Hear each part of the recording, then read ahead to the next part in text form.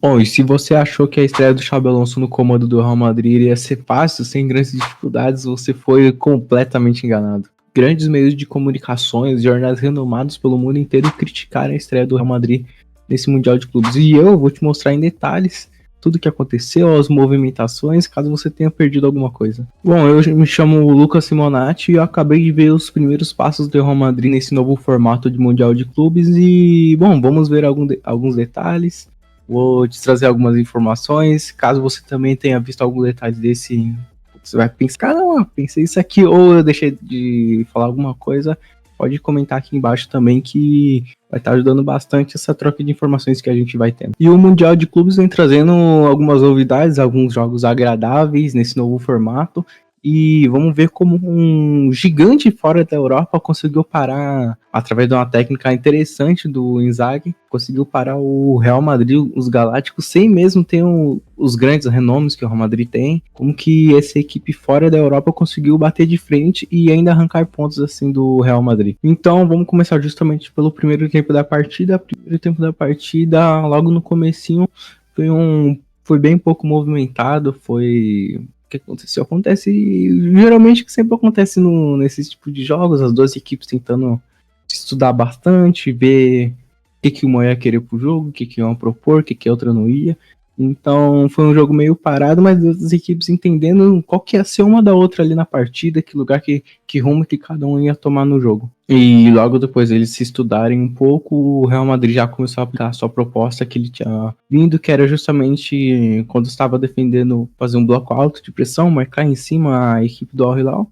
E quando tinha a posse de bola, o outro estreante da tarde também, que era o Alexander Arnold, que era um lateral, se juntava ao meio campo para tentar criar uma superioridade numérica, e a partir dali o Real Madrid tentava iniciar suas jogadas. Então, sem a bola, tentava fazer uma pressão alta, marcar em cima do Al Hilal, e com a bola tentava triangular, principalmente no meio de campo, já que o Arnold se juntava e era uma peça a mais ali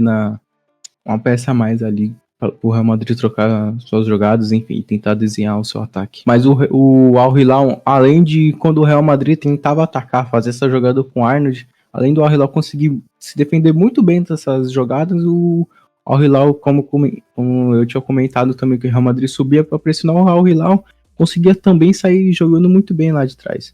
Então o Real Madrid, quando tentava sair jogando, quando tentava propor algum ataque, o Al Hilal conseguia se defender muito bem. Quando subiu os blocos para tentar pressionar o Al Hilal na frente, o Al Hilal conseguia, sem grandes dificuldades, quebrar essa primeira linha de pressão do Real Madrid e sair jogando, sem grandes dificuldades. Nesse momento do jogo, o Al Hilal começou a ser superior na partida, atacando principalmente pelo lado direito da defesa do Madrid, que era onde o Arnold acabava subindo um pouco mais, se juntando ali com os meias. E o Al Hilal viu isso e começou a explorar, fazer algumas triangulações. O Al Hilal também, além de conseguir sair jogando muito bem de trás, conseguia manter longas posses de bola no jogo, conseguia trocar passes por muito tempo, cansando o time do Real Madrid. E quando precisava, pelo lado direito ali da defesa do Real Madrid, acelerava, triangulava, encaixava alguns passes longos que geralmente terminavam em algum cruzamento com perigo, algum chute de fora da área, alguma coisa o Hilal sempre estava conseguindo fazer.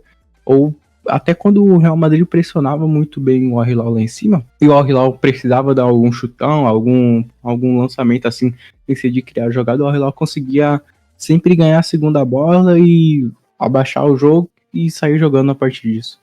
E bom, com o Hilal tão superior assim na partida, conseguindo se defender bem dos ataques do Madrid, conseguindo sair bem quando precisava, dito isso, do Al Hilal melhor na partida foi 1-0 o Real Madrid, né? Então, aconteceu o que geralmente acontece sempre nas últimas temporadas, que principalmente na Champions League, né? Que o Real Madrid não consegue encaixar muito bem o seu jogo, não consegue trocar passe muito bem, até por isso contratou o Xabi Alonso para tentar não só ganhar nessa raça, nesse espírito do Real Madrid, mas também ganhar jogando jogos bem. Então a equipe do Al Hilal estava melhor na partida, mas aí num contra-ataque, justamente numa das individualidades que o Real Madrid tem, de ter os seus grandes nomes, grandes jogadores no seu plantel, um contra-ataque rápido ali, acabou conseguindo fazer o gol. Quem marcou o gol não foi uma das estrelas, foi o... Quer ver? Vou pegar o nome do amigo aqui, ó. Foi o nosso querido Gonzalo Garcia, querido do Real Madrid, que não é um dos destaques, não é um dos grandes nomes da Europa, mas toda a jogada passou pelo Arnold, passou pelo Rodrigo, Vini, Valverde, então todos esses grandes nomes, quando o Real Madrid precisa que não tá jogando bem, geralmente eles conseguem entregar algum gol, algum resultado a favor do Madrid, e não foi diferente dessa jogada, do contra-ataque rápido, e bateu tudo errado, o amigo ali, o Gonçalo Garcia, bateu tudo errado, mas foi gol, né, mano? Então, não tem nem muito o que fazer, não. E, bom, depois do gol do Real Madrid, o Real Madrid viveu bons momentos, assim, coisas que não tinha conseguido fazer durante o primeiro tempo, de controlar a bola, trocar os passes e tal. O Real Madrid vinha tendo um grande momento ali depois do gol, inclusive um dos poucos momentos do primeiro tempo inteiro que o Real Madrid era superior na partida. E durante o Real Madrid superior nesse momento, o Al Hilal continuou ganhando as segundas bolas, que eu falei lá ele 1000 vezes ainda, né? E mesmo meio mal na partida, conseguiu no chutão o Marcos Leonardo dominar bem, tirar do Asensio e, bom, pênalti pro Al Hilal, que o Rubem Neves bateu e bateu bem, empatou a partida e levou para esse final de primeiro tempo um resultado que era mais justo até, assim, seria meio justo o Real Madrid que não produziu quase nada no primeiro tempo e com 1-0 pro intervalo, mas então esse pênalti aí meio que deu um ar de justiça um pouquinho ali pelo que vinha sendo o jogo.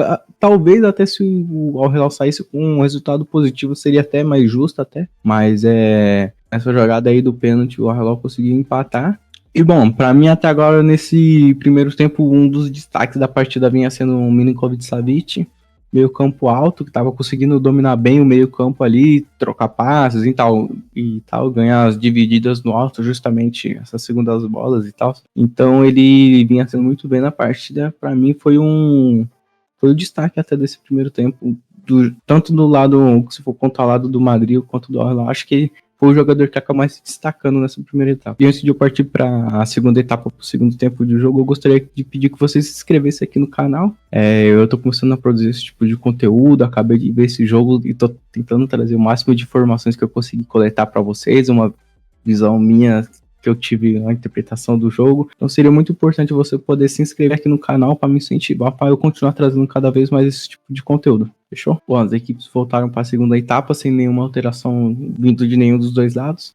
O Real Madrid, mesmo sem conseguir ter o domínio de campo, apesar de ter um jogador a mais, né, nesse momento de atacar, que era o Arnold no meio de campo. Apesar de ter um jogador a mais no meio de campo, não conseguia controlar o meio de campo, mas o Xabi Alonso entendeu que não era necessário mexer, não era necessário nada, então as duas voltaram assim para esse segundo tempo. E aí eu não sei se por cansaço, se por estratégia do Inzaghi ou enfim, qualquer outro fator, o Al Hilal abaixou bem as suas linhas, o Al Hilal deu uma baixada no volume de jogo que vinha, e querendo ou não, isso acabou chamando um pouco o Real Madrid pro campo de ataque pro campo de ataque deles, né?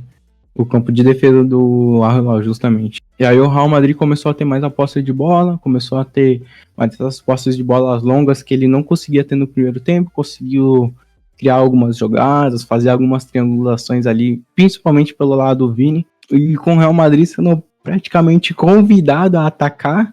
Logo no começo do segundo tempo, o Vini fez uma boa jogada ali pela esquerda, conseguiu driblar, cruzar e levou muito perigo. O Bono fez uma excelente defesa no cabeceio do Gonzalo Garcia, que não fez um bom jogo, mas assim, fez o gol e teve um dos momentos de mais perigos pro Real Madrid nesse lance dessa cabeçada. O Bono defendeu muito bem. O Real Madrid foi pro ataque, mas ao mesmo tempo que ele foi pro ataque, ele não conseguia construir muito bem. Ele tinha até o volume de jogo, mas não tinha uma eficiência no troco de passe, não conseguia acelerar muito bem.